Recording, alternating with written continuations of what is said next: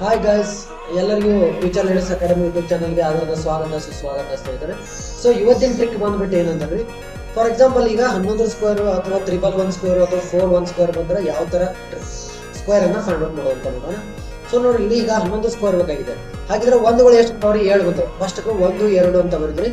ಆಮೇಲೆ next reverse 7ರ ಹಿಂದಿನ ಅಂಕಿ ಎಷ್ಟು ಇರ್ತಾವಲ್ಲ ಅದನ್ನ ರಿವರ್ಸ್ ಆಗಿ ಬರುತ್ತೆ. 121 is the right answer. So ಅದೇ ತರ ಈಗ 111 ಅಂತ ಬಂದವು. 1 1 1 3 ಕೊಟ್ಟಿದ್ರೆ 1111 ಆಗುತ್ತೆ. ಸೊ ಅದೇ ತರ ನಾವೇನ್ ಮಾಡ್ಬೇಕು, 1 2 3 ಅನ್ನ ಬರಿಬೇಕ್ರಿ. 3 ಹಿಂದಿನ ಟರ್ಮ್ಗಳು ಯಾವ್ದವ್ರಿ? 2 1 ರಿವರ್ಸ್ ಆಗಿ ಬರ್ಬೇಕು ಅಷ್ಟೇ.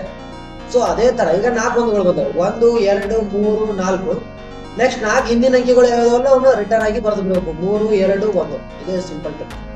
ಓಕೆ, ಹಾಗಿದ್ರೆ ಈಗ ಇದು ನೆಕ್ಸ್ಟ್ ಅನ್ನ ಕಮೆಂಟ್ ಮಾಡ್ರಿ. ನೆಕ್ಸ್ಟ್ ಆನ್ಸರ್ ಎಷ್ಟು ಬರುತ್ತೆ ಅನ್ನೋದು ಕಮೆಂಟ್ ಮಾಡಿ. Thank you guys.